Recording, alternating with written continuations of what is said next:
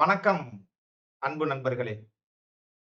அடியேன் பொன்தாமரை கண்ணன், நாமக்கல் மாவட்டத்திலிருந்து. இது அருமையான ஒரு இனிமையான, அருமையான அப்படின்னு சொல்லணும் இந்த இரவு பொழுதை. இந்த இரவு பொழுதுல லோசு மாயக்கட்டம் என்று சொல்லக்கூடிய லோசு கிரிட் சீன எண்ணியல். இதனுடைய உயர்நிலை சூட்சும வகுப்பில் உங்கள் அனைவரையும் சந்திப்பதில் மிக்க மகிழ்ச்சி அடைகிறேன். இந்த வகுப்பானது மொத்தம் 4 நாட்கள் கொண்டதாக இருக்கும். 4 நாட்கள்ல முடியல அப்படிங்கும் பொழுது 5வது நாளுக்கு நீண்டு செல்லும். 4 நாட்கள் தான் பண்ணியிருக்கோம். அது மாணவர்களுடைய அந்த கேள்விகளால் வகுப்பு நிறைந்தது அப்படின்னு சொன்னோம்னா, அது 5வது நாளாக கன்வெர்ட் ஆகும். இல்ல அப்படிங்கும் பொழுது 4 நாள்கள்ல முடிஞ்சிரலாம். 4 நாளா, 5 நாளா என்பதை எனது இறைவனாக இருக்கக்கூடிய மாணவர்களுடைய கையில விட்டுட்டு, நாம வகுப்புக்குள்ள செல்லலாம். அம்மா குமாரம்மா நீங்க அப்படியே மியூட் போட்டுறலாம். நான் மியூட் போட்டேன். வீடியோ ஆஃப் பண்ணிடுங்க. பெண்கள் யாருமே முகத்த காட்டாம இருக்கிறது நல்லது. ஏன்னா இது இது கொஞ்ச நாள் எல்லாருக்குமே தெரியற மாரி இருக்கும். இன்றைய வகுப்பு YouTubeல இலவசமாக போகும். ஒரு விளம்பர நோக்கில். ஐயா வணக்கங்க ஐயா. அம்மா சரிங்க. அம்மா நன்றிங்க. வணக்கம். வணக்கங்கம்மா வணக்கம். நன்றிங்க. ஐயா ஒரு ஐயா ஐயா ஐயா வணக்கம். ஐயா சொல்லுங்க ஐயா. ஒண்ணும் இல்லைங்க. நம்ம உமாகுமார் அம்மாட்ட ஒரு நன்றிய தெரிவிச்சுக்கிறேங்க. அம்மாவுக்கு ஒரு தகவல் குடுத்தேன். அம்மா வகுப்புல இணைஞ்சுட்டாங்க. ஓ! நன்றி. ஆமா நன்றிம்மா. ஐயாவுடைய வகுப்பு சிறப்பா இருக்கும். தொடர்ந்து ஐயாவோட பயணம் பண்ணுங்கம்மா. நன்றி, சரிங்க நன்றி, ஐயா. ரொம்ப நன்றி. நன்றிங்க ஐயா. வணக்கங்க ஐயா. நல்லதும்மா நல்லது. ஐயா வகுப்பு தொடரலாங்க. மன்னிக்கணுங்கய்யா. ஐயா நன்றி, நன்றி. நல்லது நல்லது. மகிழ்ச்சி. ஸ்கிரீன் ஷேர் எல்லாருக்கும் வரணும்.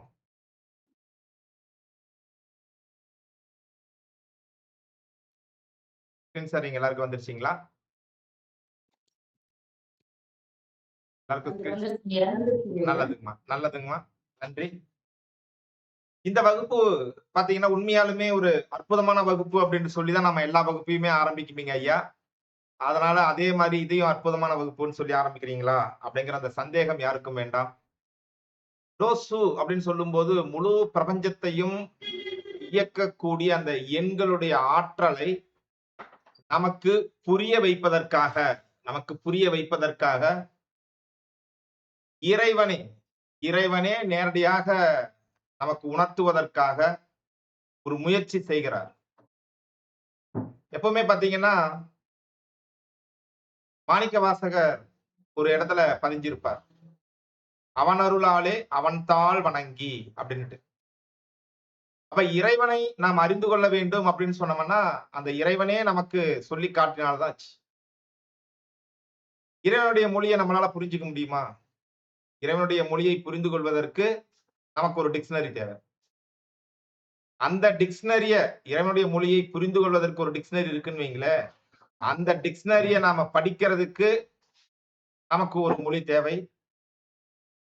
அந்த மொழி அறிவு கற்றுக்கொண்டு அந்த டிக்ஷனரிய படிச்சு, அப்புறம் அதுக்கு அர்த்தத்த விளங்கி, நமது சித்தர் பெருமக்கள் எல்லாம் இந்த ஆய்வுக்குள் சென்றுதான் இறைவனை அடைவதற்கான வழிமுறைகள்ல போயிட்டு, அவங்கவங்க பல்வேறு பாடல்களை எல்லாம் பாடி, நமக்கும் மறைபொருளாக, நேர்பொருளாக, மறைபொருளாக உணர்த்திவிட்டு சென்று கொண்டிருக்கிறார்கள்.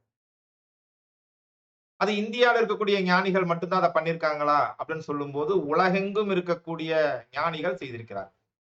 இதுல இந்தியா மற்றும் சீனா.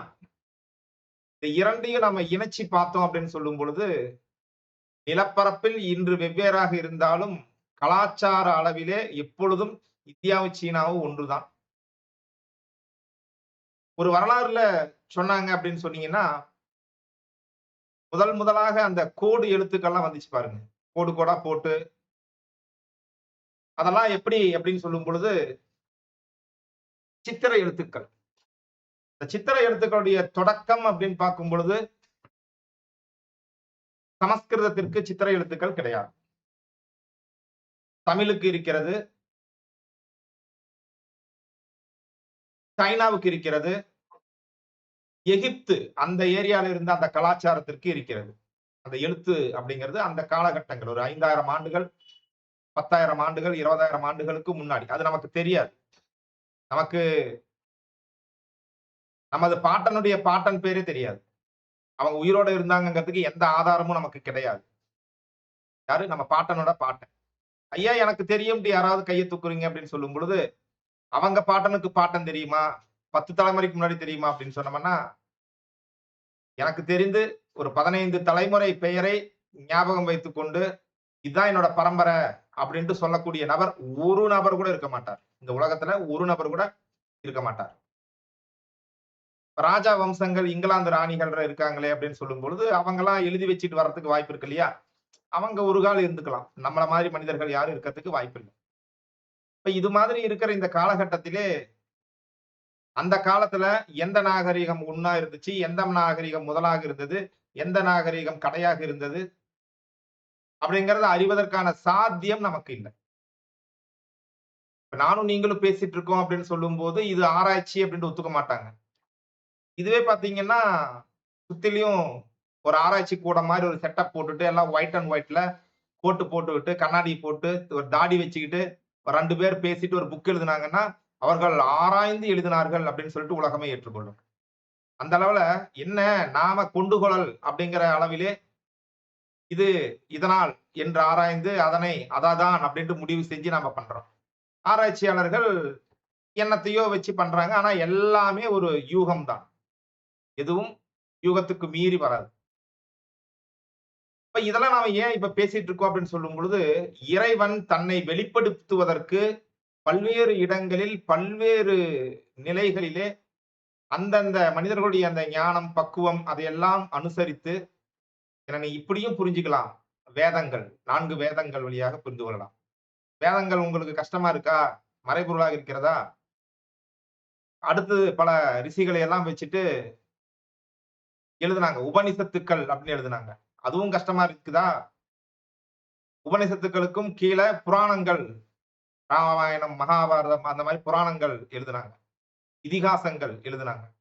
அதுக்குள்ள பல கருத்துக்கள வச்சு நமக்கு சொன்னாங்க. அது மாரி கலைகள் அப்படின்னு பார்க்கும் பொழுது, ஜோதிட கலை, வாஸ்து கலை, எண்ணியல் கலை, மந்திரக்கலை, ஆயக்கலை 64 இது மாதிரி பல்வேறு கலைகளின் மூலியமாக அந்த இறைவனுடைய அந்த செயல் ஆற்றல், ஒழுங்கு முக்கியமா பார்த்தீங்கன்னா, அந்த ஒழுங்கு, ஒழுக்கம் அப்படின்னு சொல்றோம் இல்லைங்களா? ஒழுக்கம்ன்னா என்ன?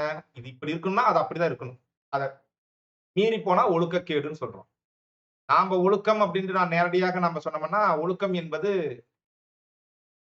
கற்பு நெறி. அத தவிர்த்து நாம வெளியில எதுவும் யோசிக்கிறது இல்ல. ஒழுக்கம் என்பது கற்பு மட்டும் கிடையாது. கற்பு நெறியில் ஒழுக்கம் அப்படிங்கிறது அது இருக்கு. பேச்சின் ஒழுக்கம், பொய் கூறாமை. மாரி ஒவ்வொரு இடத்திலயும் ஒரு ஒழுக்கம் இருக்கிறது. ஒரு இடத்துல எப்படி அமர்வது, பேசுவது இது மாரி எல்லாமே ஒழுக்கம் இருக்கிறது. அப்ப பிரபஞ்சத்தினுடைய நியதியிலும் ஒரு ஒழுக்கம் இருக்கிறது.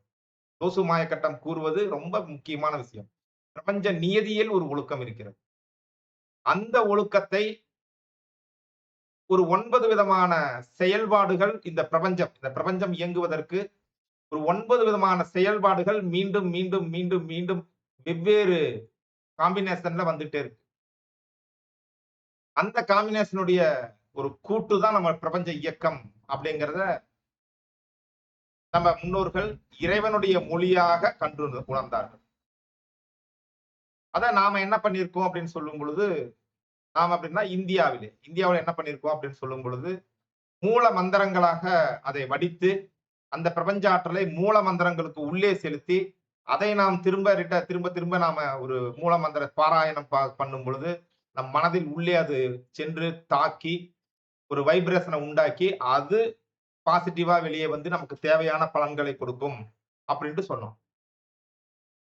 இதே நியூமராலஜி எண்கள் உள்ள நம்ம வந்துட்டோம்னா, அந்த எண்கள் அதனுடைய தொகுப்பு, ஒரு எண்ணுக்கு பின்னாடி இது வந்துச்சுன்னா அப்படி, முன்னாடி அது வந்துச்சுன்னா அப்படி, இதோட இது சேர்ந்தா இந்த காம்பினேஷன், அதோட அது சேர்ந்துச்சுன்னா அந்த காம்பினேஷன் அப்படிங்கிற அளவுல அந்த எண்ணியல் கலை விரிந்து கொண்டு செல்கிறது.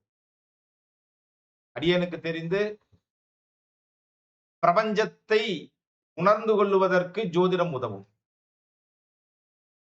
பிரபஞ்சத்தை உணர்ந்து கொள்வதற்கு ஜோதிடம் ஒரு மொழியாக எப்படி செயல்படுகிறது என்றால், எண்களின் மொழியாகத்தான் ஜோதிடமே செயல்படுகிறது. 1வது இடம், 2வது இடம், 3வது இடம், 1ஆம் பார்வை, 2ஆம் பார்வை, 3ஆம் பார்வை, கேந்திரம், திரிகோணம், இணைவு, இதுல இருந்தா இணைவு, அதுல இருந்தா இணைவு இல்ல, இங்க தொடர்பு, அங்க இருந்தா தொடர்பு இல்ல. எல்லாம் நம்பர்ஸ் தான். அந்த எண்கள் என்று சொல்லக்கூடிய அந்த நம்பர்ஸ் இல்லாம ஜோதிடமே கிடையாது. பிரசன்னம் பார்த்தாலும் அந்த நேரம். கடிகாரம் கட்டினா அதுக்குள்ளார நேரம். இன்னைக்கு 8 மணிக்கு இணைஞ்சிருக்கோம் நேரம். 8 மணிக்கு இணையறதுக்காக 7:50 மணிக்கு வீட்ல இருந்து கிளம்புன ஒரு நேரம். அங்கிருந்து இங்க வர்றதுக்கு 4 நிமிஷம் ஆச்சு நேரம். நேரம் எனக்கு இவ்வளவு நேரம் சொல்றேன்னா, நீங்களும் இந்த நேரத்திலிருந்து வெளியே எங்க போயிருப்பீங்களா? அப்ப அந்த நேரத்தை எண்களால் கணக்கிட்டு எண்களும் அந்த நேரமும் ஒண்ணுன்னு சொல்லிட்டாங்க. இப்ப நம்ம புரிந்து கொள்ள வேண்டிய விஷயம் இதுல, அந்த எண்களை சரியாக கையாண்டால் அந்த நேரத்தை சரியாக கையாள முடியும். நேரம் சரியாக நம்மால் கையாளப்பட்டால் அந்த நேரம் நமக்கான நேரமாக மாறும். நமக்கான நேரம் வாழ்க்கையில அதிகப்பட நமக்கான நல்ல சம்பவங்களும் அதிகப்படும். அப்ப நல்ல அதிர்ஷ்டத்தை ஈர்த்துக் கொள்வதற்கான வாய்ப்பு இருக்கிறது. அப்படிங்கிறது தான் நாம பொதுவாக தெரிந்து கொள்ள வேண்டிய விஷயம். இந்த அளவுல நம்ம பகுதி 1 லோசு மாயக்கட்டத்தினுடைய பகுதி 1க்கு போகலாம். லோசு மாயக்கட்டத்தினுடைய அறிமுகம் அப்படின்னு சொல்லும் பொழுது, இது பிரளய காலத்திலே தொடங்குகிறது.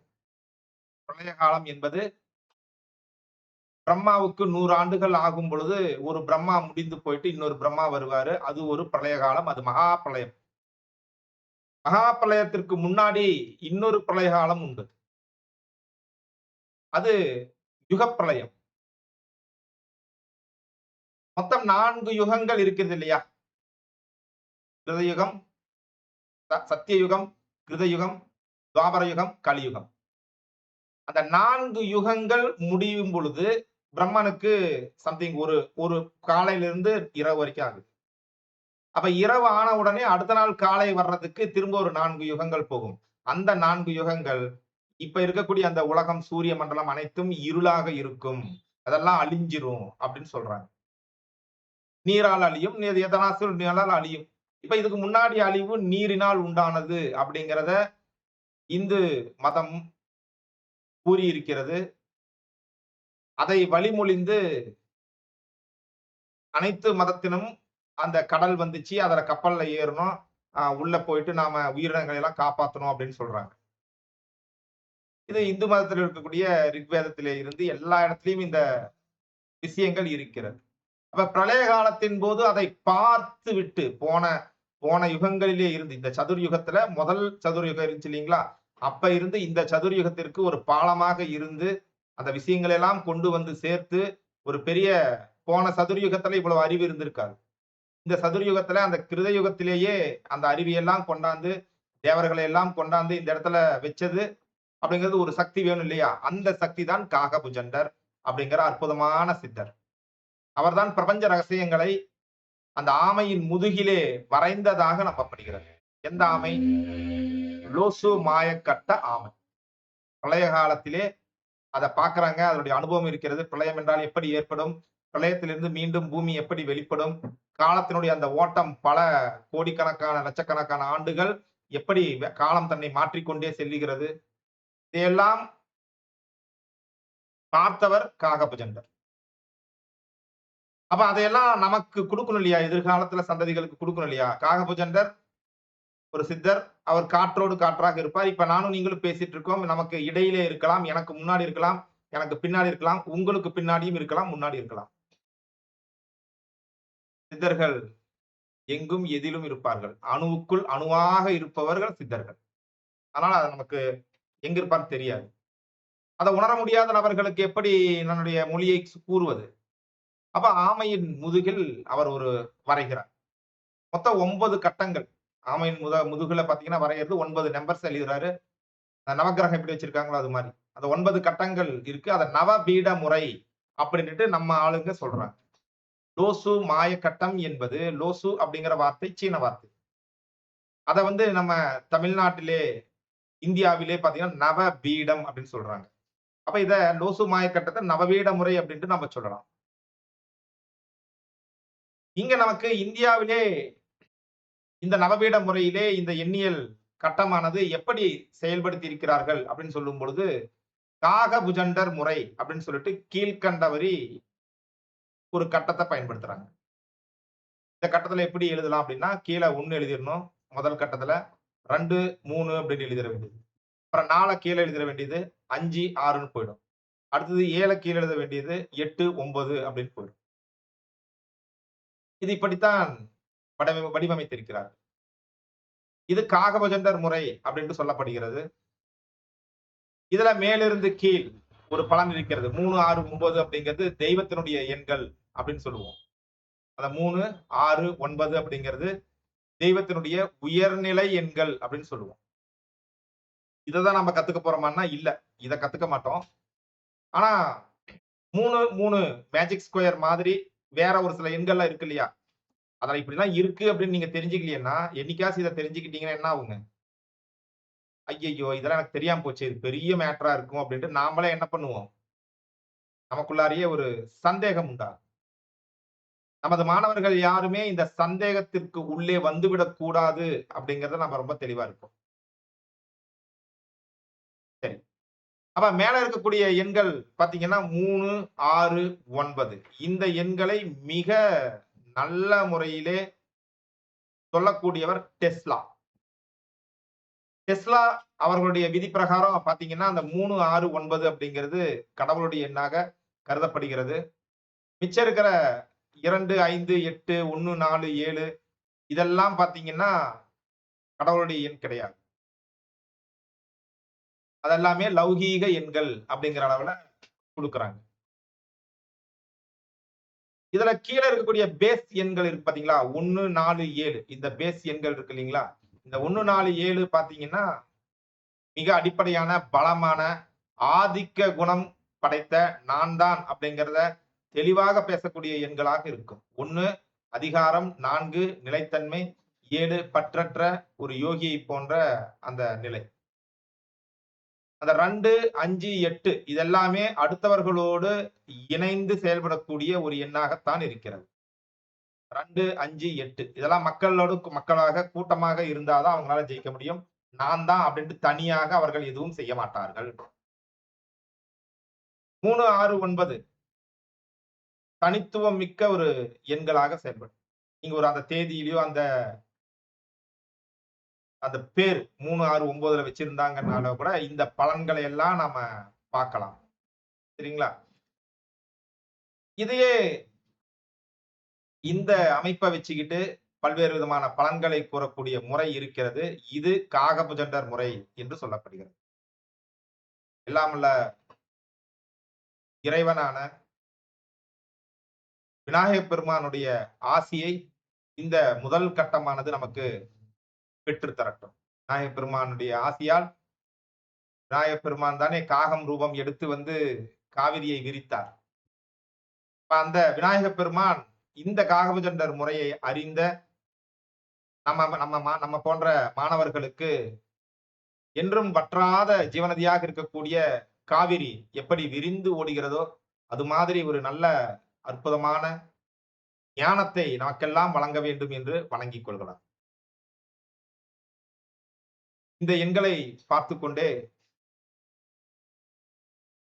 எனக்கு வழிகாட்டி இருக்கக்கூடிய எனது குருநாதர்களையும் நமது மாணவர்களுக்கெல்லாம் வழிகாட்டியாக இருக்கக்கூடிய ஆசிரியர்களையும் குருமார்களையும் இந்த கலையை நமக்கு அளித்த மகத்தான ஞானிகளையும் கூட இந்த நேரத்திலே நினைவு கூர்ந்து வணங்கிக் கொள்கிறேன்.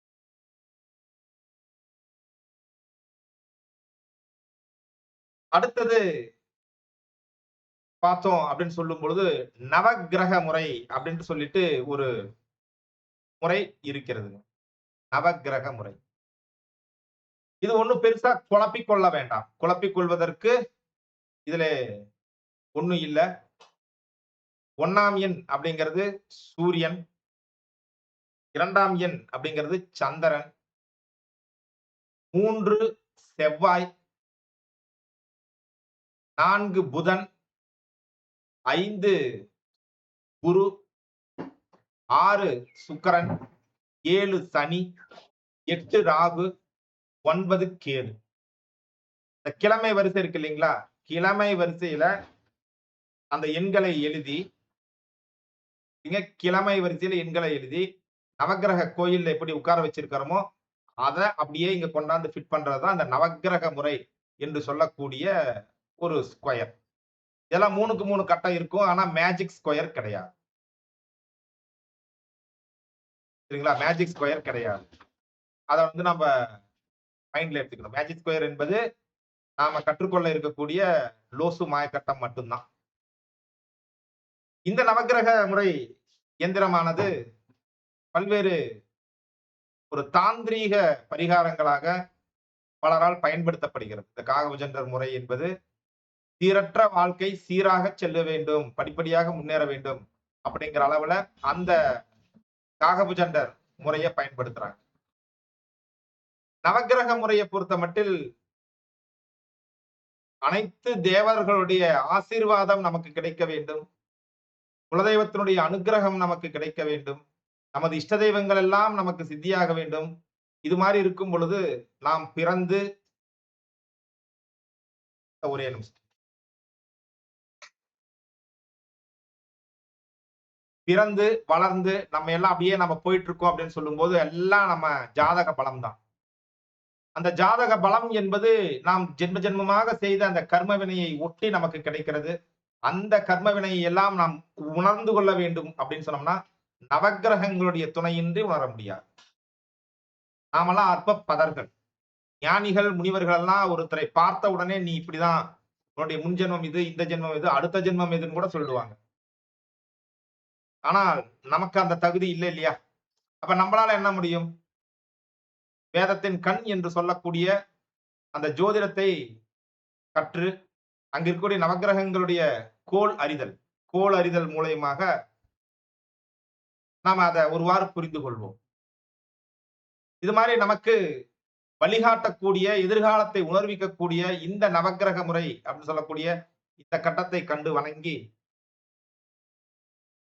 இந்த எண்ணியல் கலையானது நமக்கெல்லாம் சிறப்பாக சித்தி ஏற்பட்டு, நமக்கும் சரி, நம்மை நம்பி வரக்கூடிய வாடிக்கையாளர்களுக்கும் சரி, நம்மால் ஆன அந்த உபகாரத்தை உபயோகமாக செய்து தர வேண்டும்.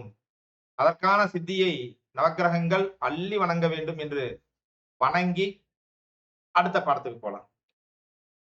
பாடம் ஆரம்பிக்கும் பொழுதே குரு பிரம்மா, குரு விஷ்ணு எல்லாம் சொல்லுவாங்களே அப்படின்னு சொல்லும் பொழுது, இது இப்படித்தான் அமைகிறது. இருந்தாலும் இவர்களையெல்லாம் மீறி நாம் என்ன பண்ணிட முடியும்? யாரையெல்லாம் மீறி?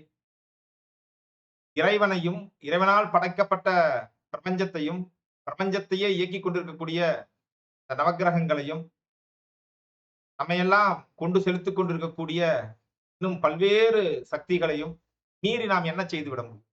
ஆனா இவர்களுக்கு அடங்கித்தான் இருக்க வேண்டும், இவர்களை உணர்ந்துதான் இருக்க வேண்டும், இவர்களுக்கு கட்டுப்பட்டு மகிழ்ச்சியாகத்தான் இருக்க வேண்டும், வேறு வழி இல்லை. சரி.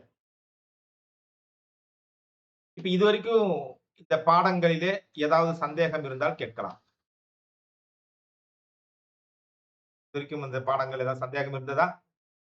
நீங்க கேட்கிற இந்த சந்தேகமானது இனி பார்க்க போகும் வேறு மாணவர்களுடைய சந்தேகமாகவும் சேர்ந்து இருக்கும். அதனால சந்தேகம் இருந்தால் கேட்கலாம்.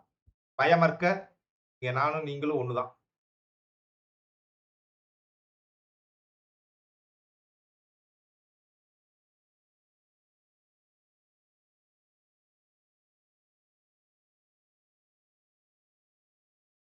சரி. சந்தேகம் இல்லைன்னு வச்சுக்கலாம். இப்ப நம்மளுடைய அறிமுகமானது நேரடியாக லோசு மாயக்கட்டத்திற்கு செல்கிறது. காகபுஜண்டர் ஒரு ஆமையில ஒரு எண்களை எல்லாம் எழுதினாரு அப்படின்னு நாம படிச்சோம். அப்புறம் அந்த ஆமைக்கும் ஒரு இது இருக்கு இல்லையா? இதற்கு ஆயுள் இருக்கு இல்லையா? அது பல 1000 ஆண்டுகள் இருந்தாலும் கூட ஒரு நாள் அது இறந்துதான் போகும். அப்ப அது எங்க போச்சு அப்படின்னு சொல்லும்போது சீனாவுடைய மஞ்சள் நதி அப்படின்னு சொல்லுவாங்க. சீனாவுடைய அடையாளம் மஞ்சள் நதி. சீனாவுடைய துயரம் மஞ்சள் நதின்னு சொல்லுவாங்க. ஒவ்வொரு ஆண்டும் அந்த மஞ்சள் நதியினுடைய வெள்ளப்பெருக்கு மிகப்பெரிய பாதிப்பை உண்டாக்கி கொண்டிருந்தது. 6000 ஆண்டுகளுக்கு முன்பு இருந்த பேரரசர் வு அப்படிங்கிறவரு இந்த பாதிப்பை எல்லாம் தவிர்ப்பதற்கு ஏதாவது ஒண்ணு பண்ணணும் அப்படின்ட்டு அத நதிக்கரையில அப்படியே ஆய்வு நடத்தி கொண்டிருக்கிறார். அப்ப அந்த நதியில ஒரு ஆமை ஓடு வருகிறது, கிடைத்தது. அது பெரிய ஆமை ஓடு. 5 அடி 6 அடி இருக்கும். ஆனா ஆற்றுக்குள் இந்த மாதிரி ஊடா அப்படின்ட்டு அவங்க எடுத்து பார்க்கும் பொழுது அதுல தனித்துவமான சில அடையாளங்கள் இருந்தது. ஆமை ஊட்ட பின்புறம் அப்படியே பார்க்கும்போது எந்த குறைபாடும் இல்லாத 3க்கு 3 சதுரம் மாதிரி இருப்பதையும், அதுக்குள்ளார ஒரு சில புள்ளிகள் புள்ளிகளா இருக்கிறதையும் பார்க்கிறாங்க. அந்த புள்ளிகள் எப்படி இருக்குன்னா, ஒரு பக்கம் 1 புள்ளி இருக்கு, இன்னொரு இடத்துல 2 புள்ளி இருக்கு, இன்னொரு இடத்துல 3 புள்ளி இருக்கு. அப்படியே 9 பிரிவுகள்ல 9 புள்ளிகள் வரைக்கும் இருக்கு. அது அப்படியே ஒரு கட்டமாக பார்க்கும் பொழுது, அது ஒரு சதுரமாக இருந்தது. அது ஒரு மந்திர சதுரமா கிடைத்தது. அத லோசு கிரிட் அப்படிங்கிற மாரி பேர் வைக்கிறாங்க. இதுல என்ன ஒரு சிறப்பு அப்படின்னு பார்த்தோம்னா, அந்த சதுரத்தை அந்த குறியீடுகள் கிடைச்சில நம்பர்ஸ் எல்லாம், அத கிடைமட்டமாக, செங்குத்தாக, குறுக்கு வெட்டாக எப்படி நீங்க எண்ணினாலும், எந்த வரிசையில நீங்க எண்ணினாலும், கூட்டினாலும், அங்க 15 அப்படிங்கிற எண் தான் வரும். அதான் அதனுடைய விஷயம். அப்ப அது எப்படி 15ங்கிற எண் வருகிறது? அந்த மாயக்கட்டத்தை எப்படி அமைப்பது? அப்படிங்கிறத பத்தி நாம இப்ப முதல்ல பார்க்கலாம். நீங்க எல்லாருமே ஒரு பேப்பர், பேனா வச்சுட்டு, ஒரு கட்டம் எழுதிக்கிட்டு, நீங்க கூடவே வந்தீங்கன்னா ரொம்ப சிறப்பாக இருக்கும். ஏன்னா மனதினுள் பார்ப்பதற்கு ரொம்ப பிரதானம். இப்ப நம்ம பாடத்துல காணப்போவது 3க்கு 3 கட்டத்துல 1லிருந்து 9 வரை இருக்கக்கூடிய இந்த எண்களுடைய சமச்சீர் கட்டம். சமச்சீர் கட்டம் என்றால் மேஜிக் ஸ்கொயர். எந்த பக்கம் கூட்டினாலும் 15 வரும் இல்லையா? சமமாக இருக்கிறது இல்லையா? அதுதான் சமச்சீர். இது செங்குத்தாக, குறுக்கு வெட்டாக, சாய்வாக அப்படின்ட்டு எந்த பக்கம் கூட்டினாலும் அந்த கூட்டுத்தொகை 15 தான் வரும் அப்படின்னு நம்ம சொல்லிட்டோம். இப்ப உதாரணமாக நீங்க கூட்டி பாருங்க. 4, 9, 2. யாராங்க ஒருத்தர் வெளிய வாங்களேன். மைக் எடுத்துட்டு. நான் கூட்டுறது ரொம்ப பிரச்சனை. இத கூட்டுனா எத்தனை வருதுங்க? 16, 17 தான் சொல்லுதா? ஆமா. 15ங்கய்யா. 15 தான் வருது.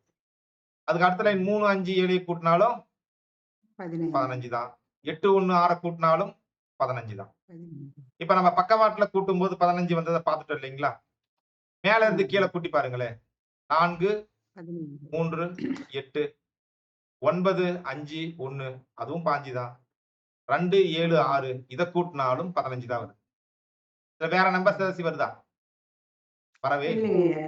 15 தான். அதே மாரி பார்த்தீங்கன்னா, இதுல இன்னும் ஒரு மேஜிக் என்ன அப்படின்னு சொல்றது, குறுக்கு வெட்டு. 4, 5, 6 இத கூட்டினாலும் 15 தான். 4, 5, 9, 9, 6ம் 15. குறுக்கு வெட்டாக இந்த பக்கம் 8, 5, 2 இத கூட்டினாலும் 15 தான். இதுதான் மாயக்கட்டம். ஒரு பிரபஞ்சமானது முழுமையான ஒரு பிரபஞ்சமானது எந்த பக்கம் இருந்து எப்படி பண்ணாலும் ஒரே மாதிரி ஒரு முழுமைத்துவம் அடையும். இது எப்படி முழுமைத்துவம் அடைகிறது? அதனுடைய தத்துவங்கள் என்ன? இதெல்லாம் பார்த்தோம்னா, நமது லோசு மாயக்கட்டம் புத்தகத்திலே விரிவாக தந்திருக்கிறோம். நமது மாணவர்கள்லாம் அந்த லோசு மாயக்கட்டம் புத்தகத்த எடுத்து, அத அப்படியே நீங்க ரீட் பண்ணிட்டு வந்தீங்கன்னா, அதனுடைய அறிமுகம் பகுதி, இதுல எல்லாம் பார்த்தீங்கன்னா, நம்ம சுருக்கமாக பல விஷயங்கள பார்த்திருக்கோம். அதை இன்னும் விரிவாக, இன்னும் தெளிவாக, அதனுடைய அடிப்படை விஷயங்களை எல்லாம் அந்த புத்தகத்திலே புட்டு, புட்டு வச்சிருக்கோம்ன்னு சொல்லுவாங்க இல்லையா? அது மாரி புத்தகம் முழுக்க புட்டு, புட்டு வைத்திருக்கிறது. எப்படி ஒரு உணவுப் பொருளாக அந்த புட்டு என்ன சொல்லக்கூடியது, அப்படியே தேங்காய் பால் ஊற்றி அப்படியே சாப்பிட்டால் எப்படி உடலுக்கும், மனதுக்கும், நாக்கிற்கும் ஒரு சுவையாக இருக்குமோ, அது மாதிரி இந்த புத்தகமும் படிக்கக்கூடிய உங்களுக்கு ஒரு சுகமான ஒரு அனுபவமாக இருக்கும் அப்படிங்கிறத நம்ப நிச்சயமாக சொல்லலாம். அதனால அனைவருமே அந்த புத்தகத்த வாங்கிருங்க. உங்களுடைய நண்பர்களுக்கு இந்த புத்தகத்தை பரிசளிப்பதற்கு ஒரு புத்தகம் அப்படின்னு சொன்னீங்கன்னா, ஒரு புத்தகத்தை நாம பரிசளித்தோம்னு வச்சுக்கங்களேன், அது அவங்க லைஃப மாத்தணும். லைஃப்ல ஏதாவது ஒரு கை குடுக்கணும். அது மாதிரி ஒரு பரிசு பொருள் வேணும் அப்படின்னு சொன்னீங்கன்னா, இன்னைக்கு வரைக்கும் இருக்கிற எந்த எந்த ஒரு புத்தகமாக இருந்தாலும் சரி, எந்த ஒரு பொருளாக இருந்தாலும் சரி, லைஃப மாத்துறதுக்கான ஒரிஜினல் மேட்டர் அதுக்குள்ளார இருக்காது. ஏதாவது ஒரு கொக்கி போட்டு தான் வச்சிருப்பாங்க. ஆனா இந்த லோசு மாயக்கட்டம் புத்தகமானது, அதுல இருக்கக்கூடிய அந்த விஷயங்கள் மட்டும் அவங்க செஞ்சா போதும், அவங்க லைஃப்ல பெரிய சேஞ்சஸ் ஏற்படும். அதை இன்னும் அதிகப்படியாக்குவது எப்படி? தொழில் முறையாக பயன்படுத்துவது எப்படி? அப்படிங்கிறது தான் இந்த பாடத்துல நாங்க பார்க்க போறோம். இல்ல? அந்த புத்தகத்தில் இருப்பது ஒரு 30% 40% தான். இருக்கிற 60% அந்த யூசிங் மெத்தட் எதுவுமே புத்தகத்துல இருக்காது. அது நம்ம தொழில்முறை ஜோதிடர்களுக்கானது அப்படிங்கிறதுனால அத நம்ம தனியா வச்சிருக்கோம். சரி. இப்ப முதல்ல நம்பர்ஸ எப்படி வரையறது அப்படிங்கிறத பார்க்கணும். ஏன்னா, அப்ப நம்ம பார்த்தோம். குறுக்கு நெடுக்குமாக பல்வேறு எண்கள் இருந்துச்சு. குறுக்கும் நெடுக்குமாக பல எண்கள் இருந்துச்சு இல்லையா? அத எப்படி எழுதுவது? முறையாக எப்படி எழுதுவது? அப்படிங்கிறத நாம கற்றுக்கொண்டோமானால், எந்த இடத்துல நாம இந்த நம்பர் கட்டத்த எழுதணும் அப்படின்னு சொன்னாலும் கூட, ஒரு பலன் அறிவதற்காக எழுதணும் அப்படின்னு சொன்னாலும், நம்ம உடனடியாக எழுதிவிடலாம். சரிங்களா? சரி. நான் ஒரு நோட்டு, பேனா எடுத்து எழுதிட்டு இருக்கிற நபர்கள் இருக்கமா? மாணவர்கள்ல யாராச்சும் இருக்கமா இப்ப? இல்ல சும்மா லிசனிங் மட்டும் தானா? நோட்ல இல்லைங்க ஐயா, எழுதிட்டு இருக்கோங்க ஐயா. இது எழு வரைக்குமே சொன்னதெல்லாம் நோட் நோட் பண்ணிட்டு இருக்கீங்க. நல்லது, நன்றி. ம். ஆமா. சரி. நன்றி. கோபாலகிருஷ்ணன் ஐயா, நீங்க எழுதிட்டு இருக்கீங்களா? ஜெயாம்மா, நீங்க எழுதிட்டு இருக்கீங்களா? எழுதிட்டு இருக்கேங்க ஐயா. நல்லது, நன்றி. ஆனா எழுதிட்டு இருக்காங்கன்னா, ஒரு ஸ்பீட்ல போகலாம். முதல்ல ஆரம்பத்திலேயே சொன்ன மாதிரி. எழுதிக்கொண்டு கேள்விகளோடு சென்றால் வகுப்பு 2 மணி நேரம் போகலாம். கேள்விகள் இல்லை என்றால் 50 நிமிடத்துல முடிஞ்சிரும். சரி. இப்ப இது மாரி ஒரு 3க்கு 3 கட்டம் போட்டுங்க. கட்டம் போடல அப்படின்னு சொல்றவங்க சொல்லலாம். கட்டம் போட்டாச்சா? போட்டாச்சுன்னா அமைதியா இருக்கலாம். போட்டாச்சுன்னு நெனைக்கிறேன். இப்ப 1 அப்படிங்கிற நம்பர் இருக்கு இல்லையா? இத எப்பவுமே அந்த கட்டத்தினுடைய கீழ் பகுதியில நடுவுல போடணும். இது பேசிக். பேசிக்ன்னா அஸ்திவாரம் மாதிரி. இதுதான் ஒட்டுமொத்த இந்த கட்டத்தையுமே அசையாமல் நடுவில் நின்று காப்பாற்றக்கூடிய ஒரு எண் என்ன அப்படின்னு பார்த்தோம்னா, அந்த 1 தான். அந்த 1 அப்படிங்கிறத கீழ பேஸ்மென்ட் கீழ் பகுதியில, அந்த கீழ் பகுதியில நடுவுல நாங்க 1ன்னு போடுறோம். அதுதான் ஸ்டெபிளா நிக்கும். அந்த கட்டம் அந்த பக்கம் இந்த பக்கம் சாயாம சென்டர்ல அப்படியே நிக்க வைக்கிறது இந்த 1 தான். 1 போட்டாச்சுங்களா? அடுத்தது 2 போடணும். மேல வலது மூலையில 2 போட்டுக்கணும். இப்ப பாருங்க, அந்த 1 போட்டது வந்து பாத்தீங்கன்னா, மொத்தம் 3 கட்டம் இருக்கு பாத்தீங்களா? மொத்தம் 3 கட்டங்க. அந்த 3 கட்டத்துல நடு கட்டத்துல 1 போட்டாச்சு. அடுத்தது கட்டத்துல நமக்கு வலது பக்கம் இருக்கக்கூடிய அந்த கட்டத்துல 2 போட்டாச்சு. சரிங்களா? அப்ப நடு கட்டத்துல ஒரு நம்பர் போட்டாச்சு. 2வது கட்டத்துல 1 போட்டாச்சு. அப்ப அடுத்தது 3 எங்க வரணும்? இந்த பக்கம் இருக்கிற இடதுபுறம் இருக்கக்கூடிய கட்டத்தில் தான் நமக்கு 3 வர வேண்டும் என்பது இப்ப நமக்கு பார்த்த உடனே தெரிஞ்சிரும். இந்த கணிதத்துல இன்னொன்னு பாருங்க. முதல்ல இப்ப நம்ம நடுவால வலது பக்கம், இடது பக்கம்ன்னு பார்த்துட்டோம். 3 எங்க வருங்கிறதுக்கு ஒரு ஐடியா பாருங்க. கீழ ஒரு நம்பர் போட்டாச்சு. மேல ஒரு நம்பர் போட்டாச்சு. அடுத்த நம்பர் எங்க போடணுமா இருக்கும்? இடது பக்கம் போடுறோம். இடது பக்கம் போட்டாலும் அது எங்க இருக்குங்க? நடுவுல தான் இருக்கும். நடுவுல தானே இருக்கிறதுக்கு வாய்ப்பு இருக்கிறது. வேற எங்கேயாச்சும் இருக்குமா? வேற எங்கேயும் இருக்காது. நடுவில் மட்டும் தான் இருக்கும். அப்ப அந்த இடத்துல நாம 3 அப்படிங்கிற நம்பர் போடுறோம். அந்த 3ல இருந்து ஒரு எண் போடுறோம். 3ல இருந்து ஒரு எண். ஆங்கிலத்துல எண் என்ற ஒரு எழுத்து இருக்கு இல்லையா? அப்படி போடுறோம். 3ல இருந்து எண் எப்படி போடுறோம்? 3ல இருந்து மேல ஒரு கோடு போகுது. அப்படியே சரிவாக கீழ வருது. 4, 5, 6 அப்படின்ட்டு வருது. 7 அப்படிங்கிறது மேல போயிடுது. அப்ப ஒரு எண் போட்டோம். புரிஞ்சுதுங்களா? ஃபர்ஸ்ட் 1 நடுவால போட்டோம். 2 வலது பக்கம் மேல போட்டுட்டோம். 3 வந்து இடது பக்கம் நடுவால தான் வரும். வேற வழி இல்ல. கீழ போட்டா 1 ஆல்ரெடி இருக்கு. மேல போட்டா 2 ஆல்ரெடி இருக்கு. அப்ப நடுவுல மட்டும் தான் இடம் இருக்கும். அப்ப அந்த நடுவுல இருக்கக்கூடிய இடத்துல போட்டாச்சு. அதற்கு அடுத்த எண்கள் என் பேட்டர்ன்ல போடணும். என் பேட்டர்ன்ல போடணும். என் அப்படிங்கிறதுல முதல் ஆரம்பிக்கிற இடம் 3, அடுத்தது மேல எண் 4, கிராஸா வரும்போது 5, அடுத்தது 6, அப்புறம் 7 அப்படின்னுட்டு 3, 4, 5, 6, 7 அப்படிங்கிற அந்த எண்கள் எல்லாமே வரிசையாக வந்துவிட்டது. இது புரியுது இல்லையா? ஈஸி தானே? மனப்பாடம் பண்ணலாம்ல? இந்த விளக்கங்கள் நமக்கு போதுமானதா இருக்கு இல்லையா? ஈஸியா தான் இருக்கும். நன்றி. அடுத்தது நமக்கு 8ஆம் எண் இருக்கிறது. அந்த 8ஆம் எண் வந்து நம்ம எங்க போடணும் அப்படின்னு சொல்லும்போது, இன்னும் அடுத்தது 2 இடங்கள் இருக்கு. 1க்கு பக்கத்துல ஒரு எண்ணு, 2க்கு பக்கத்துல ஒரு எண். அவ்வளவுதானே. 1க்கு பக்கத்துல ஒரு எண்ணு, 2ஆம் எண்ணுக்கு பக்கத்துல ஒரு எண். அப்ப நமக்கு மிச்சம் இருக்கிறது 8 மற்றும் 9. 8 சின்ன நம்பரு, 9 பெரிய நம்பரு. இங்க 1 சின்ன நம்பரு, 2 பெரிய நம்பர். அப்படிதானே? அப்ப 1 சின்ன நம்பரு, அந்த சின்ன நம்பர் பக்கத்துல 8ங்கிற சின்ன நம்பர போட்டுர்றோம். 2 பெரிய நம்பரு, அதுக்கு பக்கத்துல 9 அப்படிங்கிற அந்த எண்ண போட்டோம். இப்ப லோசு மாயக்கட்டம் வரைய கத்துக்கிட்டாச்சா? இதுல ஏதாவது நமக்கு சந்தேகம் இருக்குமா? இல்ல ஒண்ணும் இல்லைங்க. ஒண்ணும் இருக்காது. இப்ப இந்த மாதிரி இந்த மெத்தட்ல ஒரு 5 முறை, 10 முறை நீங்க எழுதணும். இந்த எழுதுற ஆர்டர் இருக்கு இல்லையா? அத வந்து நீங்க மாத்தக்கூடாது. நீங்க எந்த இடத்துல ஒரு லோசு மாயக்கட்டம் எழுதினாலும், எந்த இடத்துல லோசு மாயக்கட்டம் எழுதினாலும் 3க்கு 3 கட்டம் போட்டுட்டு 1, 2, 3, 4, 5, 6, 7, 8, 9 அப்படிதான் எழுதணும். ஒரு ஜோதிடராக, லோசு மாயக்கட்ட ஜோதிடராக நாம் அப்படித்தான் எழுத வேண்டும். புரியுதுங்களா? இந்த கட்டத்த போட்டு 4, 9, 2, 3, 5, 7, 8, 1, 6 அப்படின்னு எழுதவே கூடாது. லோசு மாயக்கட்டத்த ஃபில் பண்ணும்போது எப்ப ஃபில் பண்ணாலும் 1, 2, 3, 4, 5, 6, 7, 8, 9ங்கிற ஆர்டர் வரிசையில தான் நீங்க எழுதணும். வேறு மாரி எழுதவே கூடாது. அத பழக்கமாக வைத்துக் கொண்டிருக்க வேண்டும்.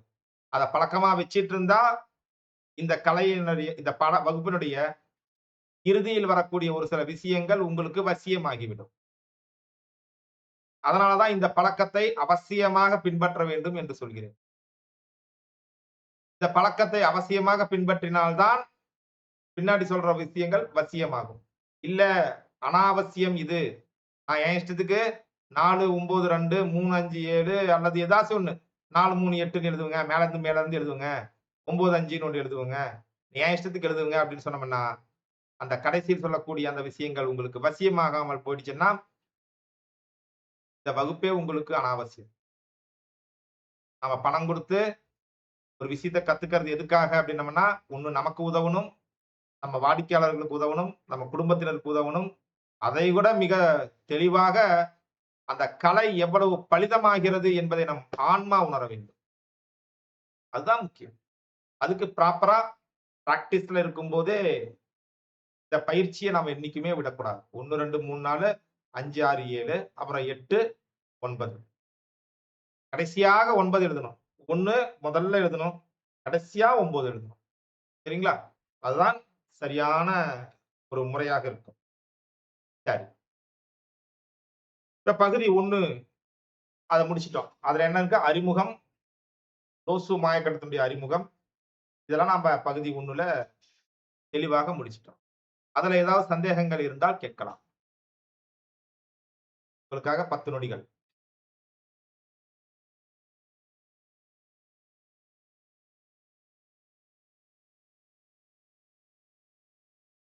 சந்தேகம் இல்லை. நன்றிங்கம்மா. சந்தேகம் எதுவும் இல்லைங்க. நன்றி, நன்றி. எல்லாம் நான் அடிக்கடி என்னுடைய மாணவர்கள் அனைவருக்கும் தெரியும். என்னால தண்ணி அடிக்காம இருக்கவே முடியாது. ஒரு 5 நிமிடத்திற்கு ஒரு முறையாவது கொஞ்சம் ஒரு கொடக்கு தண்ணி குடிக்கணும். தண்ணி கேஸ். இது நல்ல தண்ணி கேஸுங்க. நல்ல தண்ணி கேஸ். மோசமான தண்ணி நினைச்சிராதீங்க.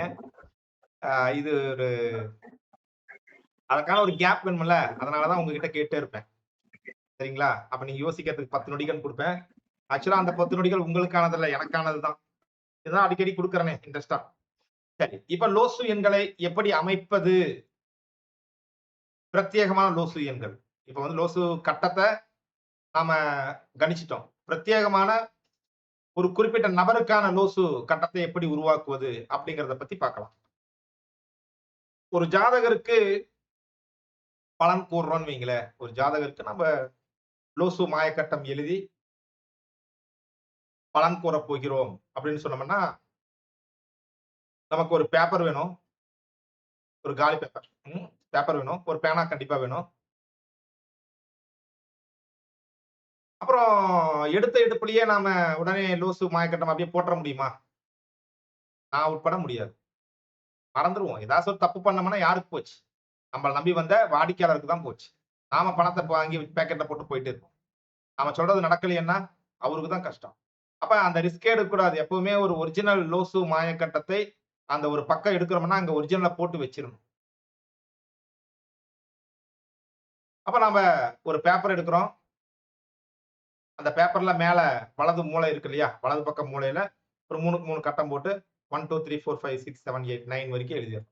அது அசல் லூசு கட்டம். அது 1 இன்ச்சுக்கு 1 இன்ச் இருந்தா போதும். சின்னதா எழுதிக்கலாம். நம்மளுடைய ஒரு பார்வைக்குத்தான். வேற ஒண்ணும் இல்ல. அடுத்து இடது பக்கத்துல நீங்க உங்களுடைய பேர எழுதிக்கங்க. உங்க பேர், உங்க டேட் ஆஃப் பர்த் இப்ப எழுதிக்கங்க. ஒரு பயிற்சியாக இருக்கும். சரிங்களா? ஒரு பயிற்சியாக இருக்கும். அத வந்து உடனடியாக நீங்க ஃபோட்டோ புடிச்சு WhatsAppல நீங்க குடுக்கலாம். நம்ம குழு இருக்கு இல்லையா? அந்த குழுல WhatsAppல குடுக்கலாம். அதுல பார்த்துட்டு, அதையும் அப்படியே உங்களுக்கு அது கரெக்ட்டா, தப்பா அப்படிங்கிறதையும் நான் உங்களுக்கு சொல்லிடுவேன். சரிங்களா?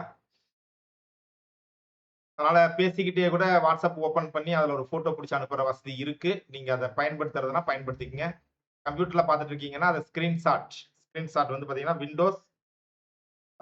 விண்டோஸ் ஷிஃப்ட் எஸ்ன்னு நெனைக்கிறேன். அது ஸ்கிரீன்ஷாட் வரும். அத நீங்க எடுத்துக்கலாம். அப்ப ஒரு கணிப்பை நாம் தொடங்க இருக்கிறோம். இப்ப வந்து பார்த்தீங்கன்னா, நேரடியாக இது வந்து நமக்கு பயிற்சி வகுப்பு. ஏற்கனவே நாமெல்லாம் ஜோதிடர்களாக இருப்போம். எண்ணியல் வித்வான்களாக இருப்போம். அதனால சும்மா அறிமுகம் அது இதுன்னு நம்ம போயிட்டே இருக்க வேண்டாம். முதல்ல பலன் சொல்லுவதற்கு என்னென்னலாம் வேணுங்கிறத எடுத்துட்டு, அப்புறம் பலன் சொல்லக்கூடிய சூட்சுமங்களை எல்லாம் கத்துக்கிட்டு நம்ம கொண்டு போலாம். வகுப்ப கொண்டு போலாம். இப்ப நமக்கு ஜாதகருடைய பெயர் எழுதிக்கிறோம். இப்ப பெயர வச்சு நம்ம இப்ப ஒண்ணும் பண்ண போறதில்ல. சரிங்களா? அப்ப அவருடைய டேட் ஆஃப் பர்த் வேணும். டேட் ஆஃப் பர்த் நம்ம எழுதிக்கிறோம். அந்த பேர எழுதி, டேட் ஆஃப் பர்த்த எழுதி, உடனே ஒரு மேஜிக் ஸ்கொயர் உருவாக்கி, அவருக்கு பலன் சொன்னோம்னா எப்படி இருக்கும்? ஏங்க ஜாதக கட்டம் வரையில, ஒண்ணும் வரையில, டேட் ஆஃப் பர்த் விதி என்னென்ன, பிறப்பு என்னென்ன கூட அவங்க கணிக்கல. திடீர்னு டேட் ஆஃப் பர்த்த பண்ணாங்க, ஒரு கட்டத்த போட்டாங்க. அதுக்குள்ளார என்னென்னமோ எழுதுனாங்க. உடனே பலன் சொல்ல ஆரம்பிச்சுட்டாங்க. அப்படியே புட்டு புட்டு வைக்கிறான் லைஃப் ஸ்டைல. உன்னுடைய தோல்விக்கு இதுதான் காரணம்னு சொல்றாங்க. ஆமாங்க, ஆமா. நீ வெற்றி அடையாமல் இருப்பதற்கு இதுதான் காரணம்னு சொல்றாங்க. ஆமாங்க, ஆமா. உண்மையாலுமே லோசு கிரிட் உடைய இந்த பலன்களை சொன்னீங்கன்னா, உங்க வீட்ல விக்ஸாக்சன் 500 உடைய விளம்பரம் போயிட்டு இருக்கும். தலைவலிக்குதா? சளி இருக்கா? ஆமாங்க, ஆமா. அது மாரி. உங்களுக்கு இந்த மாரி பிரச்சனையாச்சா? இதனால தான் ஆச்சா? இந்த மாரி குணாசை இருக்கு. அப்படிதான் ஆச்சா? வாய்ப்பு வரும்போது இத நீங்க பயன்படுத்திக்காம போறதுக்கு இதான் குணம். ஆமாவா? அப்படிங்கன்னா, ஆமாங்க, ஆமா. அப்படின்னு மட்டும் தான் சொல்லுவாங்க. இல்லை என்று சொல்வதற்கு ஒரு இடமே இல்லாத ஒரு கலை லோசு மாயக்கட்டம். மிக சுவாரஸ்யமாக இருக்கு. சரிங்களா? மிக சுவாரஸ்யமான ஒரு வகுப்பாக இருக்கு. ஒரு பிறந்த நபருடைய தேதியை மட்டுமே வைத்து பெரும்பான்மையான எண்கணித முறைகள் இருக்கிறது. ஆனா அதுல எல்லாம் ஒரு குறைவான பலன தான் குடுக்க முடியும். பிறப்பு என்ன? இன்னைக்கு 20ஆம் தேதி. 20ங்களா? 2 + 0 2. இது சந்திரனாதிக்க எண். உங்களுக்கெல்லாம் கொஞ்சம் குழப்பமான மனநிலை இருக்குங்க. கொஞ்சம் பார்த்து தியானம் அதெல்லாம் பண்ணிக்கங்க. கற்பனா சக்தி நெறைய இருக்கும். அத பயன்படுத்தி பெரிய ஆள் ஆயிடலாம். அவ்வளவுதான். அதுக்கு மேல ஒண்ணும் சொல்ல முடியாது. ஆனால் இந்த லோசு மாயக்கட்டத்தை வரைந்தீர்களானால், ஒருவருடைய எண்கள் அவருடைய வாழ்க்கையில் எப்படி தொடர்பு கொள்கிறது, அவர்கள் எப்படி முன்னேறி செல்வதற்கான வாய்ப்புகளை தந்திருக்கிறது, எப்படியான தடைகளை சந்திப்பதற்கான வாய்ப்புகள் இருக்கிறது. அந்த மனிதர் கடந்த காலத்தை மட்டும் தான் பேசிக் கொண்டிருக்கிறாரா? எதிர்காலத்தை பற்றியே திங்க் பண்ணிட்டு இருக்காரா? நிகழ்காலத்தை உபயோகப்படுத்துகிறாரா? படுத்த மாட்டாரா? எந்த இடத்துல அவரு வீக்கு, எந்த இடத்துல தட்டி குடுக்கணும், எந்த இடத்துல ரொம்ப ஹை குவாலிட்டியா நடந்துக்கிறாரு, அத எப்ப மட்ட தட்டணும், எல்லாத்தையும் சொல்லலாம். இதெல்லாம் சொல்லுவதற்கு எண்கணிதத்தினால் முடியும் அப்டின்னா நம்ம நம்புவோமா என்ன? மாணவர்களுக்கு தான் கேட்கிறேன். நம்புவோமா என்ன? ரொம்ப கஷ்டம். நம்பவே நம்ப மாட்டோம். ஆனால் லோசு மாயக்கட்டம் அதை சாத்தியப்படுத்தும். நிச்சயமாக சாத்தியப்படுத்தும். இப்ப நாம ஒரு கட்டம் நான் போடுறேன். நீங்க உங்களுடைய டேட் ஆஃப் பர்த்த வச்சுக்கிட்டு ஒரு கட்டம் போட்டுக்கங்க. சரிங்களா? நான் வந்து உதாரணத்திற்கு 2/10/1976 அப்படிங்கிற ஒரு தேதிய குடுக்குறேன். இது ஒரு தனிப்பட்ட நபருக்கான லோசு கட்டம். லோசு மாய கட்டம், முழுமையான கட்டம் நம்ம 1லிருந்து 9 வரைக்கும் போட்டு வச்சுட்டு இருக்கோம். அது அப்படியே இருக்கட்டும். இப்ப 2/10/1976 அப்படிங்கிற ஒரு தேதிக்கு ஒரு லோசு கட்டத்த பண்ண போறோம். இது அவருடைய பிறந்த தேதியிலிருந்து உருவாக்கப்பட்ட முதல் கட்டமாகும். அப்புறம் வெவ்வேறு கட்டங்கள்லாம் நாம பண்ண போறோம். அதெல்லாம் வேற விஷயம். இது நாம உருவாக்க தான் பண்ண போறோம். இதுல என்ன பண்றோம் அப்படின்னு சொல்லும்போது, அந்த 2/10/1976 இருக்கு இல்லையா? அதுல இருக்கிற 0வை எல்லாம் தூக்கிறோம். 0வை எல்லாம் தூக்கிட்டோம் அப்படின்னு சொன்னோம்னா, நமக்கு கிடைக்கக்கூடிய அந்த எண்கள் அப்படின்னு பார்த்தீங்கன்னா, இதுதான். 2, 1, 2 இருக்குங்களா? 1 இருக்குங்களா? 0 தான் எடுத்தாச்சு. அடுத்தது 1, 9, 7, 6. இது மாதிரி நீங்க அந்த எண்களை எல்லாம் கரெக்ட்டா எழுதி வச்சுக்கணும்.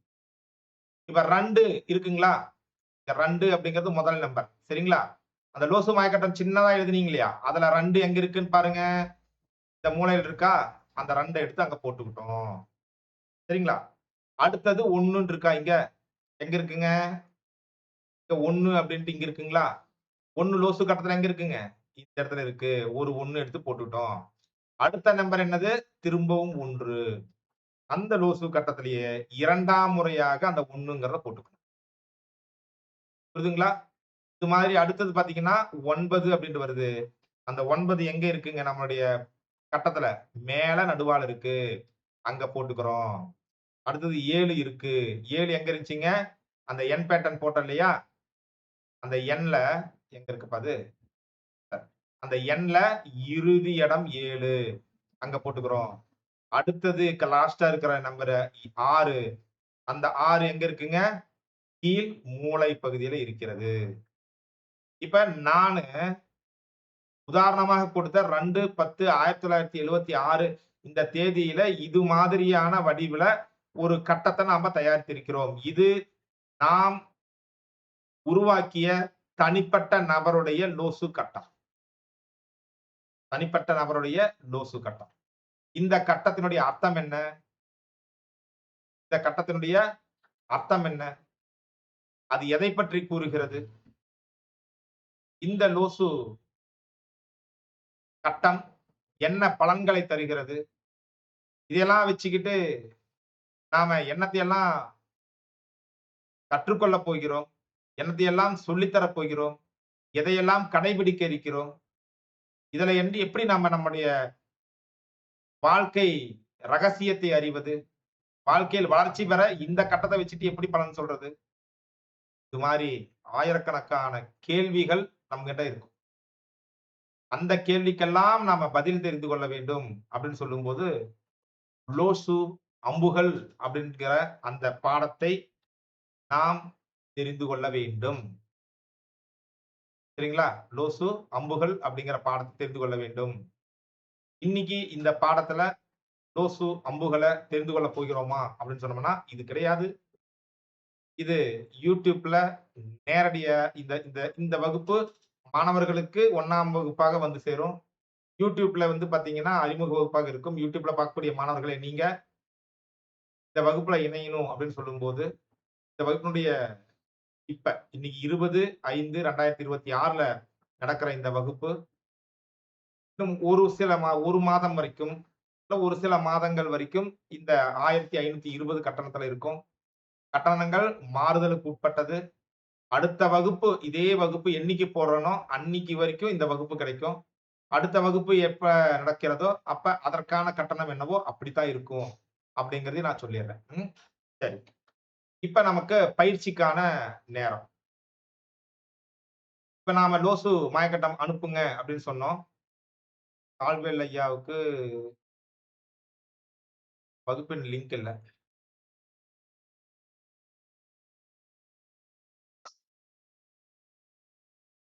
நான் அனுப்பியிருக்கேன் ஐயா. நீங்க உள்ள வந்துட்டீங்களா? இல்லைங்க கோபாலகிருஷ்ணன். கோபால். நான் அனுப்பியிருக்கேன். நீங்க போட்டிருக்கீங்க. நான் அதான் பார்த்துட்டு இருக்கேங்க ஐயா. உங்களுடைய விஷயத்த தான் பார்த்துட்டு இருக்கேன்.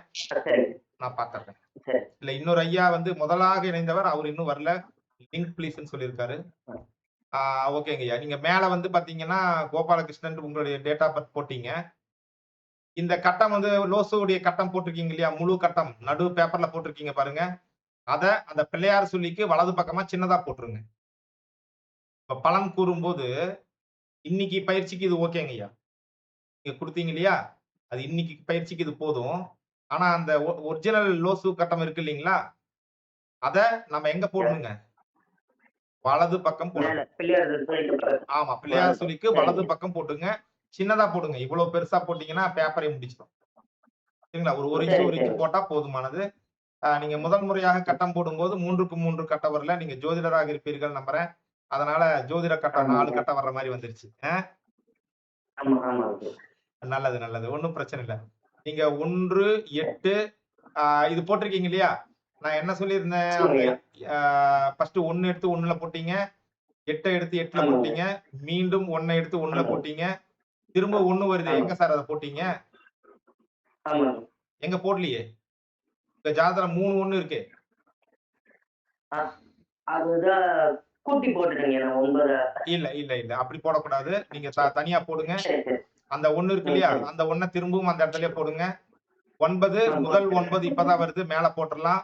அப்புறம் 8 வருது. ம், சரி. 8 இருக்கிற இடத்துல போட்டாச்சு கரெக்ட். 9 அப்படிங்கிறது திரும்ப 2ஆம் முறை வருகிறது. அத 2வது 9ஆ போட்டுருங்க. இப்ப 3 ம், 9 சரி. போட்டிருக்கீங்க இல்லையா? அது தவறானது. ம். 2 9 தான் சரிங்க. 3 2, வரும். 9. ஆமா. 2 சரி, சரி. 9 ஒரு முறை இது வரும். அதான் உங்களுக்கு சரியானது. சரிங்களா? சரிங்க. சரி. ம், சரி. நல்லது. ஆ உமா சரி. திருவண்ணாமலை. ஆமாங்கய்யா. ஆ சொல்லுங்க. நீங்க வந்து பாத்தீங்கன்னா, முதல்ல 31/8/1975 இல்லீங்களா? 3க்கு ஆமாங்கய்யா. 3 போட்டாச்சு. 1க்கு ஒரு 1 போட்டாச்சு. அடுத்து 8க்கு ஒரு 8 போட்டாச்சு. 1 2ஆம் முறையாக வருகிறது போட்டாச்சு. 9 முதல் முறையாக வருகிறது போட்டாச்சு. 7 முதல் முறையாக வருகிறது போட்டாச்சு. 5 முதல் முறையாக வருகிறது போட்டாச்சு. நீங்க வந்து உங்களுடைய லோசு ஆமாங்க. மாயக்கட்டத்த தெளிவா போட்டாச்சுங்கம்மா. எந்த சிக்கலும் சரிங்கய்யா. கிடையாது. சரிங்களா? ஆ சரிங்க. தேனி ஜெயா அம்மா. அம்மா உங்கள வந்து யோக ஜெயான்ட்டே பதிஞ்சுட்டேன். இது அது பரவாயில்லல்ல, தப்பு இல்லல்ல? அம்மா இணைப்பில இருக்கீங்களா? பரவாயில்ல சார். Okay sir. ஓகே இல்ல சார். நீங்க அது ப்ரொஃபைல் அப்படி இருந்துச்சு.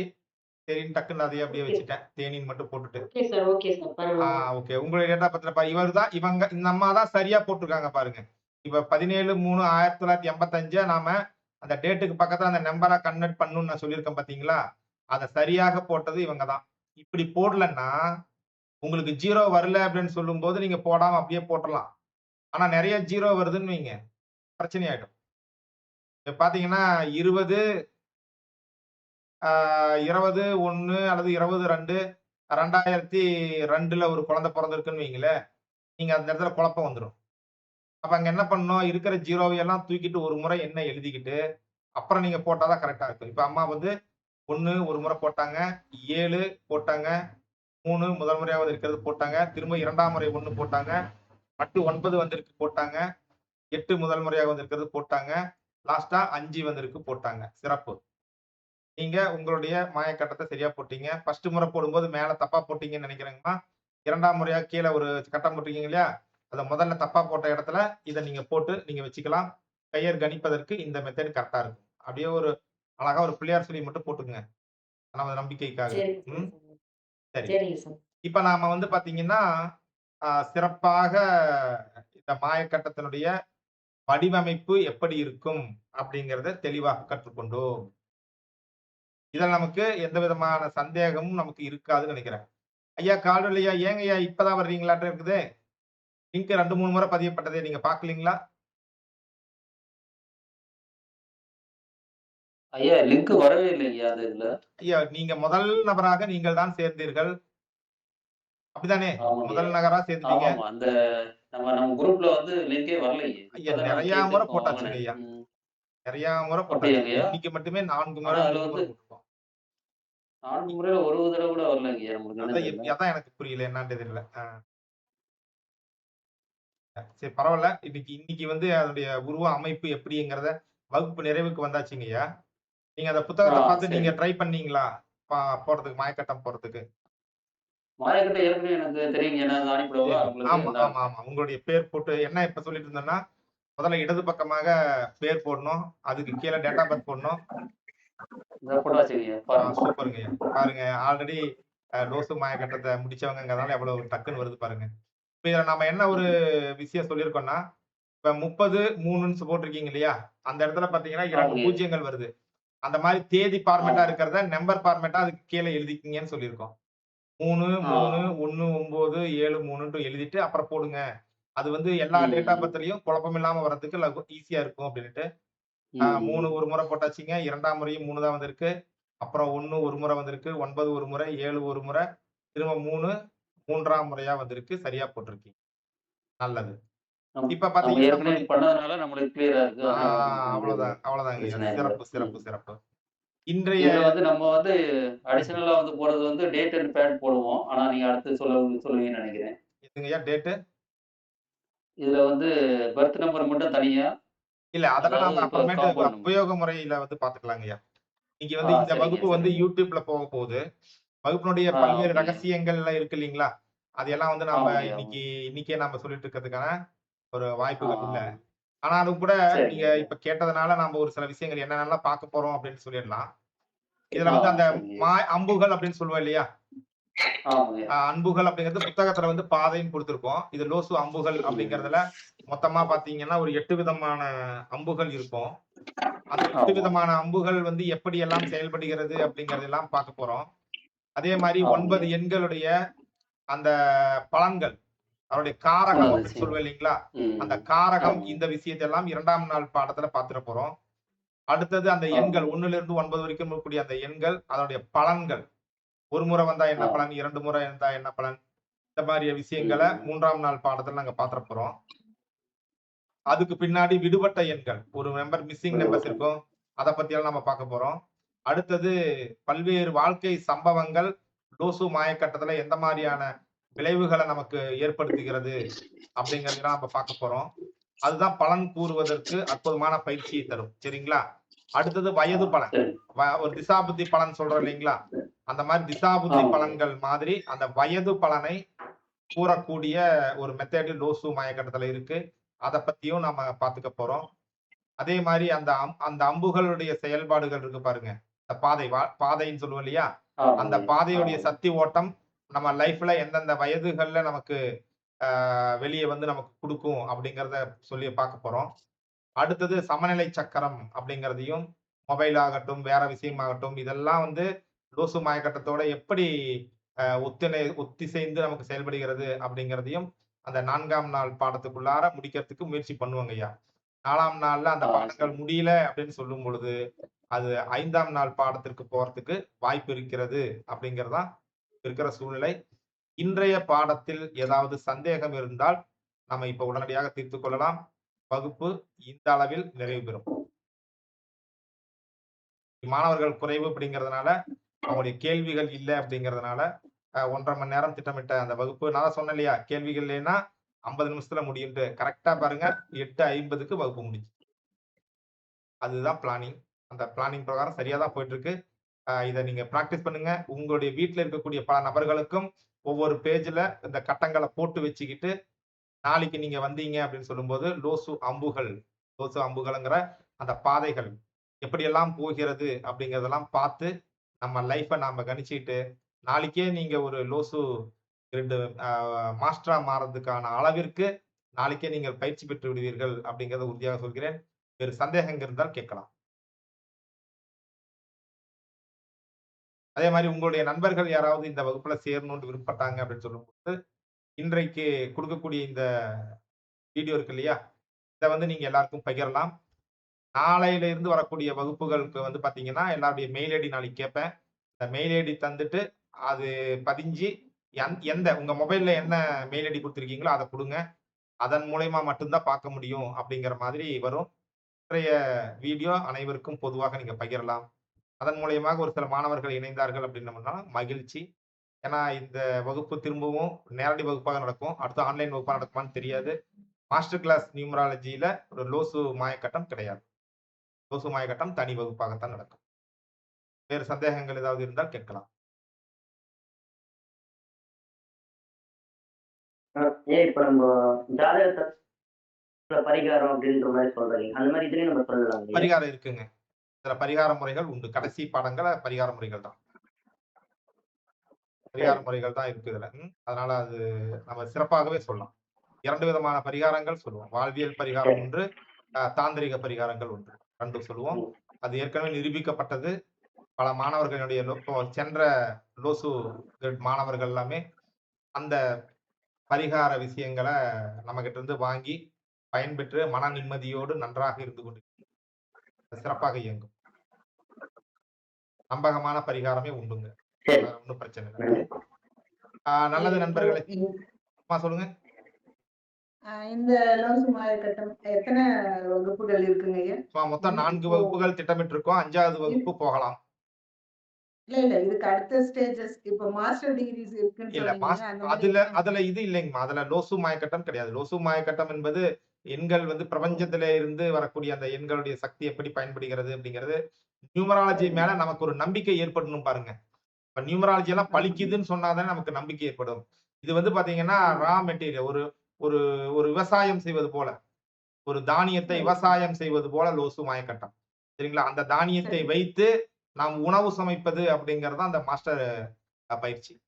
நியூமராலஜி மாஸ்டர் பயிற்சியில இந்த எண்கள் இந்த எண்கள் எப்படியெல்லாம் பயன்படுகிறது, இந்த எண்கள் எப்படியெல்லாம் செல்கிறது, அதனுடைய மகத்துவம் என்ன, அதனுடைய சக்தி என்ன, தாத்பரியம் என்ன, அதெல்லாம் நம்ம இதுல புரிஞ்சுக்கோல.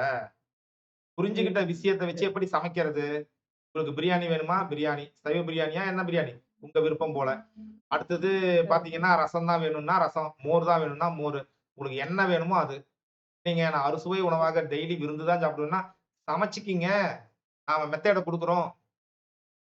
நீங்க பழைய சோறாக்கி சாப்பிடுவதும், தினசரியும் அறுசுவை உணவாக சாப்பிடுவதும் உங்களுடைய சொந்த விருப்பம், உங்களுடைய பொறுப்பு.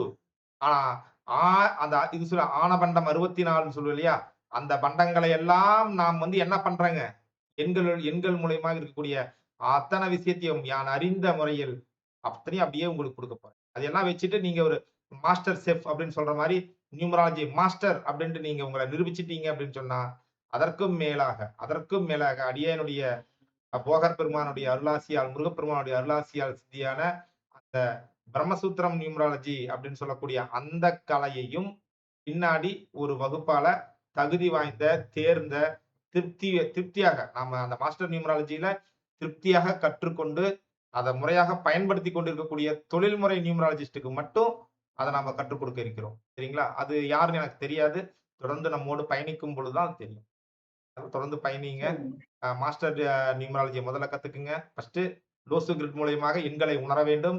மாஸ்டர் நியூமராலஜி மூலயமாக அந்த கலையை நாம் உள்வாங்க வேண்டும். அதை நாங்க பிராக்டிஸ் பண்ணிட்டு அதுல ஜெயிச்சிட்டோம், நம்பிக்கை வந்துருச்சு, நியூமராலஜி தான் உலகம் அப்படிங்கிறத உணர வேண்டும். உணர்ந்த பின்னாடி அதற்கும் மேல இருக்கக்கூடிய அந்த சூட்சுமங்களையும் உங்களுக்கு தர இருக்கிறேன். எங்கேயும் கிடைக்காத ஒரு அற்புத வாய்ப்பு நண்பர்களே, பயன்படுத்திக் கொள்ளுங்கள். நன்றி. இரவு வணக்கங்கள். நாளைக்கு 8 மணிக்கு சரியா இணைஞ்சிடலாம். லிங்க் இதே லிங்க் தான். சரிங்க.